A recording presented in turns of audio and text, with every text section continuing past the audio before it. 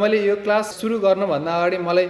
साथीहरूको अगाडि बोल्न अथवा आँखा जुधाएर बोल्न एकदमै डर लाग्थ्यो। मलाई धेरै राम्रो राम्रो कुरा गर्न आउँथ्यो, मनमा कति धेरै कुराहरू आउँथ्यो, तर उहाँहरूको साथीहरूको अगाडि बोल्दाखेरि कहिले म माथि कहिले म तल हेरिरहेको हुन्थेँ। र सरले पनि कतिचोटि नोटिस गर्नुभयो कि म बोल्दै गर्दाखेरि यसरी आँखा माथिपट्टि फर्काएर बोलिरहेको हुन्थेँ। त्यो कुरा भनेको चाहिँ मलाई के बोल्ने भनेर, एउटा त मलाई आँखामा आँखा जुधाएर बोल्न डर लागिरहेको छ, र अर्को कुरा भनेको के बोल्ने, मैले के बोल्नुपर्छ भनेर मलाई सोच्नले एकदमै टाइम लागिरहेको थियो। यो सेसनमा आउनुभन्दा अगाडि मलाई ठुलो भिडमा गएर बोल्नलाई चाहिँ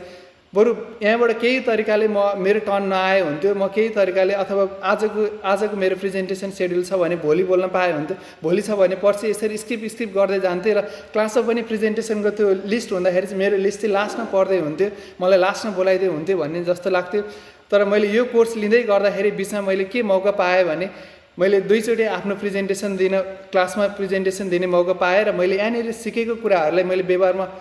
व्यवहारमा ल्याउने मौका पाएँ, र दुईचोटि नै एकदमै राम्रोसँग मैले आफूमा पनि एकदमै इम्प्रुभ भएको फिल गरेँ। र हिजो मात्र एउटा मैले नेपालबाटै आउनुभएको एकजना साथी थियो, र मैले उहाँलाई बेलुका भेटेँ। उसले भने तिमीले मलाई बोलाएको जस्तो नै लागेन, एक महिनापछि भेट्दा तिम्रो भोइस नै अर्कै चेन्ज भइसकेको छ, तिम्रो भोइसमा अर्कै इनर्जी रहेछ, र तिमीले बोल्ने तरिका, तिमीले कनेक्ट गर्ने तरिका नि एकदमै चेन्ज भइरहेको छ भन्ने कुरा उसले गरे। र मैले त्यही समयमा एउटा छोटो समय निकालेर मनमा नै मैले मेडिया ट्रेनिङ हाउसलाई र निक साकेशज्यू सरलाई मैले मनमा नै धेरै धेरै धन्यवाद पनि दिएँ। क्लासमा एउटा प्रेजेन्टेसन गर्नको लागि मात्र होइन, साथीभाइहरूको अगाडि गएर केही कुरा गर्नको लागि पनि होइन। जब हामी उमेर बढ्दै जान्छ, हामीमा ठुलो जिम्मेवारी आउँदै गर्दाखेरि हामीले भोलि कुनै नयाँ मान्छेसँग डिल गर्नुपर्ने हुन्छ, अथवा कुनै पनि कम्पनीमा गयो भने हामीले आफ्नो काम कसरी लिने, अथवा जब इन्टरभ्यू छ भने जब इन्टरभ्यूमा कसरी बोल्ने, यी सबै कुराहरूले नै हामीलाई अरू सामान्य मान्छेभन्दा माथि लग्नको लागि सहयोग गर्छ। हामी मान्छेहरूसँग मैले धेरैले देखेको छु, हाम्रो वरिपरि पनि टेक्निकल स्किल धेरै हुन्छ, तर सफ्ट स्किल धेरैमा एकदमै कम हुन्छ। त्यसै कारणले पनि बोल्नुपर्छ भन्ने जस्तो लाग्छ। बोल्ने मात्र होइन कि राम्रोसँग बोल्नलाई सिक्नुपर्छ भनेको जस्तो पनि लाग्छ।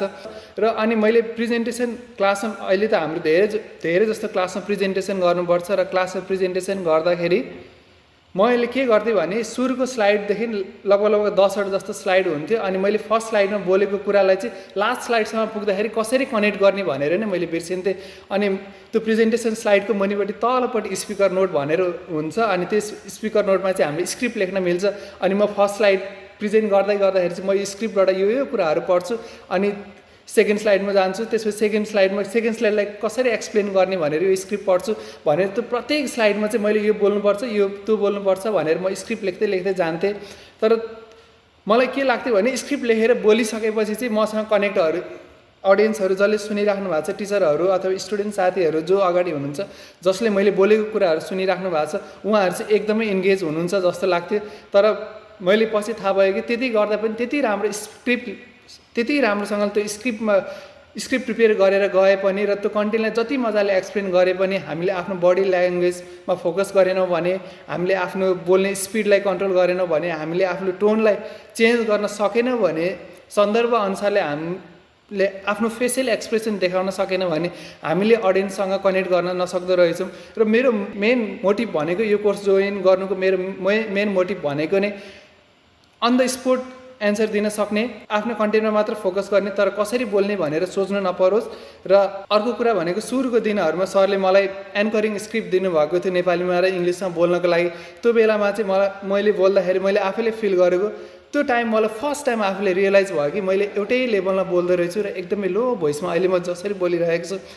र एकदमै लो भोइसमा बोल्दो रहेछु। र यसरी लो भोइसमा बोल्दै गर्दाखेरि पनि हामीले अडियन्ससँग हामीले आफ्नो बोल्न खोजेको कुरा, हामीले सत्य कुरा बोलिरहे पनि अडियन्सलाई त्यो कुरा सत्य हो भन्ने नलाग्दो रहेछ, र अलिकति भोइसमा इनर्जी ल्याउनु पर्ने रहेछ भन्ने पनि कुरा मैले यो क्लासबाट सिक्न पाएँ। र अन्तिममा म के भन्न चाहन्छु भने सबैजनाले भोलिको दिनमा हामीले आफ्नो करियरमा फोकस गर्दाखेरि धेरै ठाउँमा गएर हामीले बोल्नुपर्ने हुन्छ, र बोल्ने कुरालाई चाहिँ केही समय अगाडि हामीले यो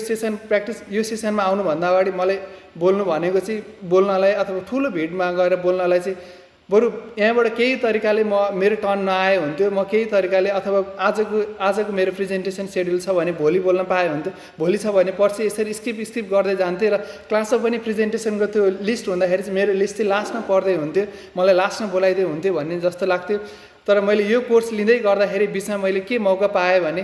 मैले 2 चोटि आफ्नो प्रेजेन्टेसन दिन क्लासमा प्रेजेन्टेसन दिने मौका पाएँ र मैले यहाँनिर सिकेको कुराहरूलाई मैले व्यवहारमा ल्याउने मौका पाएँ र 2 चोटि नै एकदमै राम्रोसँग मैले जति पनि मैले आफूमा पनि एकदमै इम्प्रुभ भएको फिल गरेँ र हिजो मात्र एउटा मैले नेपालबाटै आउनुभएको एकजना साथी थियो र मैले उहाँलाई बेलुका भेटेँ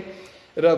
मैले अगाडि हिँडिराख्नु भएको थियो र मैले पछाडिबाट बोलाएँ त्यो साथीलाई र उसले भने मैले तिमीले मलाई बोलाएको जस्तो नै लागेन, एक महिनापछि भेट्दा तिम्रो भोइस नै अर्कै चेन्ज भइसकेको छ, तिम्रो भोइसमा अर्कै इनर्जी रहेछ र तिमीले बोल्ने तरिका, तिमीले कनेक्ट गर्ने तरिका नि एकदमै चेन्ज भइरहेको छ भन्ने कुरा उसले गरे र मैले त्यही समयमा एउटा छोटो समय निकालेर मनमा नै मैले मेडे ट्रेनिङ हाउसलाई र निक साकेज्यू सरलाई मैले मनमा नै धेरै धेरै धन्यवाद पनि दिएँ। आफ्नो वरिपरि कोही साथीहरू कसैले पनि बोल्नलाई अप्ठ्यारो हुन्छ भने, बोल्नलाई अप्ठ्यारो लाग्छ र बोल्न सिक्नुपर्छ भन्ने लागेको कोही साथीहरू हुनुहुन्छ भने पक्कै पनि म मेडे ट्रेनिङ हाउसमा कनेक्ट गराउनलाई ट्राई गर्छु र यति भन्दै म आफ्नो 2 शब्द यहीँ टुङ्ग्याउन चाहन्छु। हस्, धेरै धेरै धन्यवाद।